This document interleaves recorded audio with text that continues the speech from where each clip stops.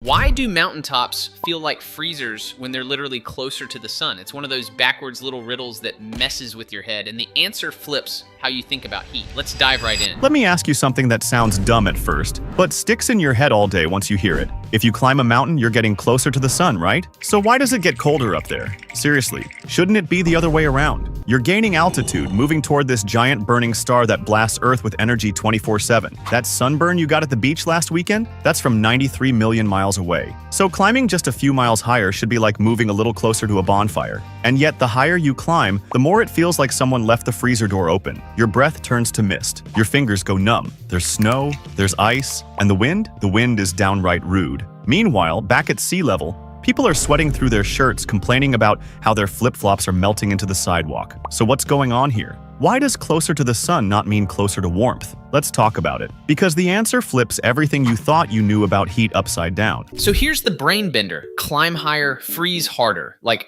Everest isn't a tanning bed, it's a giant popsicle maker, which feels backwards, right? Closer to the sun should mean hotter, not why do my toes feel like Legos in the freezer? Here's the twist though. Heat doesn't actually work the way your gut tells you. Let's listen to him.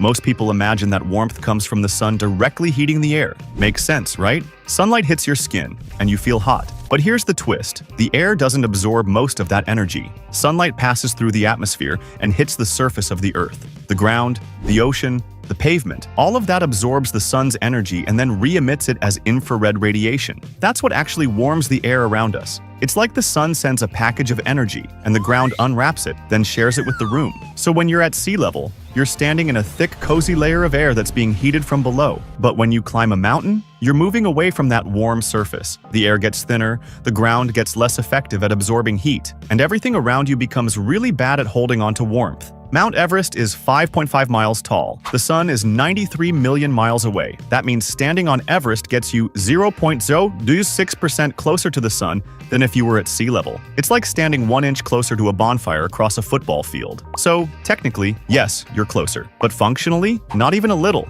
Being closer to the sun does almost nothing to help you feel warmer. What actually matters is what's around you and how well it holds onto the sun's energy once it arrives. And mountains? They're not great at that. As you go higher, the air pressure drops, the molecules spread out, the density of the air decreases. And that has a strange consequence. Even if you don't lose any heat, the air feels colder simply because it's expanding. This is called adiabatic cooling. Imagine you have a balloon full of warm air. You let it rise. As the balloon climbs, the pressure outside drops, so the air inside the balloon expands. And as it expands, it cools. Not because it lost heat to the environment, but because it used that energy to expand. This happens to every air molecule in the atmosphere. As it rises, it cools itself down. So the air at the top of a mountain isn't just thin. It's naturally colder because physics made it that way. And that's the big reveal.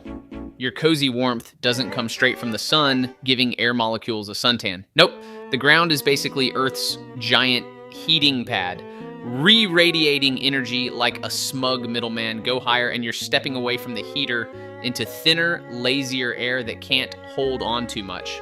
And the kicker? That adiabatic cooling trick is nature's way of saying, even if no heat escapes, rising air still chills itself, like self-sabotage, but with molecules. Mountains are bad at holding heat. If you've ever stood on a snow-covered mountain under a blazing sun and still felt cold, here's why. Mountaintops are made of rock, often covered with ice or snow. These are poor materials for absorbing and holding heat. Snow reflects most of the sunlight that hits it. Rock absorbs some, but loses it fast once the sun dips low. And there's no moisture in the air to help trap any of that warmth. At night, any heat that was stored during the day disappears into space. There's no thick layer of atmosphere to trap it, like we have down in the valleys. So the temperature drops fast and hard. Mountains aren't ovens. They're more like giant granite mirrors bouncing the sun's energy back into the sky. At sea level, the atmosphere is thick, like a big warm blanket. There's more pressure, more molecules, and more interactions between them. That means more energy exchange and more warmth. As you climb higher, the blanket gets thinner and thinner. Eventually,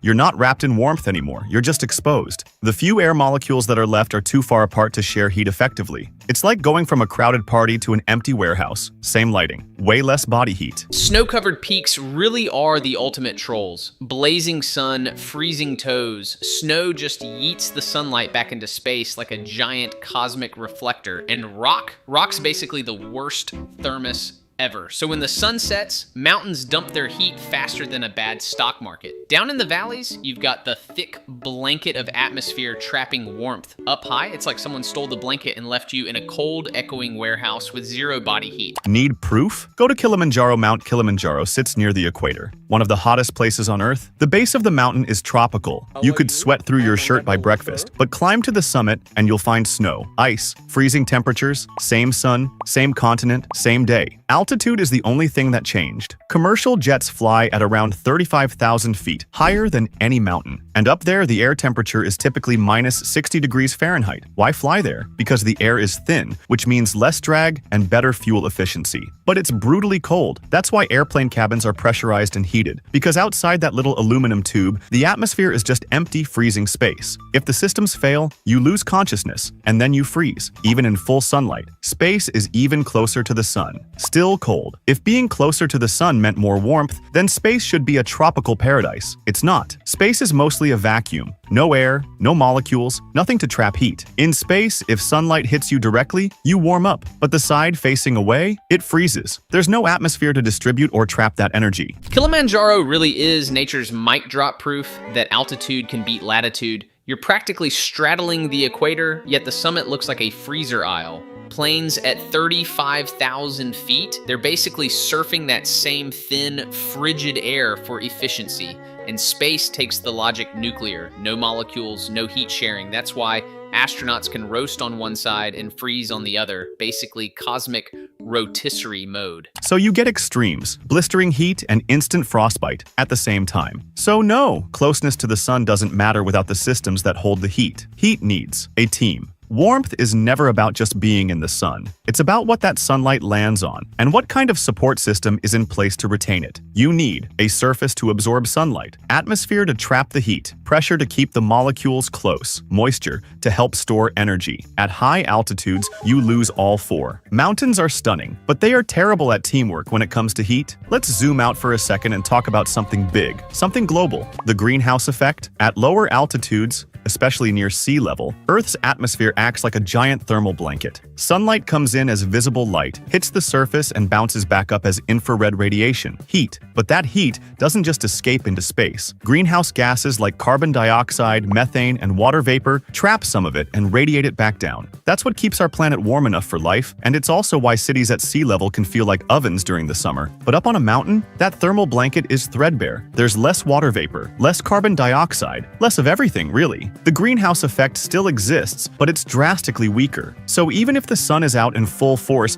there's nothing to catch the heat and bounce it back to you. It just slips away. You can actually see this effect at night. In cities, even after the sun goes down, the heat lingers. Sidewalks stay warm. The air holds its temperature. But in the mountains, the moment the sun dips behind a ridge, the cold creeps in fast. It's not just chilly, it's instant sweater weather. This is also why deserts, yes, deserts, can get freezing cold at night. That heat needs a team line is perfect. Like warmth is basically the Avengers, and mountains keep firing their best players. No pressure, no moisture, no greenhouse gases, no cozy blanket. That's why cities roast long after sunset. Sidewalks hoard heat like grumpy dragons, while mountains drop temps the second the sun clocks out. Same reason deserts swing from broil to freezer at night. No team roster, just empty stands, so the heat leaves the game instantly. The Sahara is at a low altitude, but it has incredibly dry air with almost no water vapor. So even though it might be 100°F during the day, it can plunge below 40°F after sunset. Same principle. No insulation means fast heat loss. Let's throw in another layer, literally. Atmospheric layers. The troposphere is the lowest layer of Earth's atmosphere, and that's where we live, breathe, and build our cities. It's also where weather happens. But here's the thing. Temperature decreases with height in the troposphere. It's a consistent pattern called the environmental lapse rate, roughly 3.5°F per 1,000 feet. Speaking of which, have you seen the Andes? Stretching along the spine of South America, the Andes run through countries near the equator: Peru, Ecuador, Colombia. You'd expect those places to be hot year-round, and at sea level they are. But go high enough, and you'll find glaciers, entire frozen ecosystems right in the tropics. All of these landscapes remind us that latitude tells you very little without context. It's not just how close are you to the equator, it's how high are you standing above the warm parts of Earth? Now here's a weird thought experiment. What if the sun were twice as close? At first glance you'd think everything would just be hotter. And yes, technically, the Earth would receive 4 times as much solar radiation. But the rules of atmospheric physics wouldn't change. Air would still cool as it rises. High altitudes would still be thinner. Heat would still be lost to space. So even in that hellishly warm world,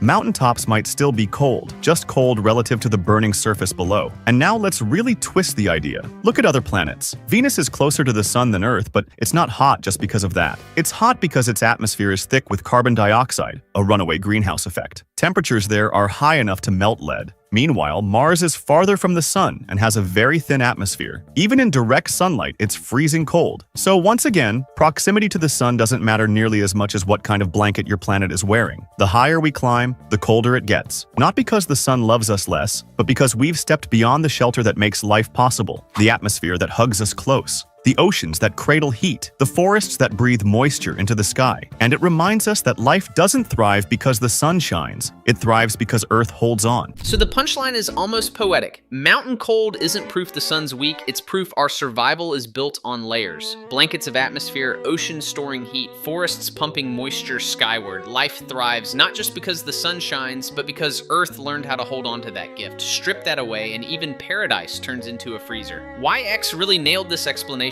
Sharp, clear, and fun. Links in the description if you want the full ride. And next time, let's just say we'll unravel another everyday thing that makes way less sense the closer you look. Stay nerdy!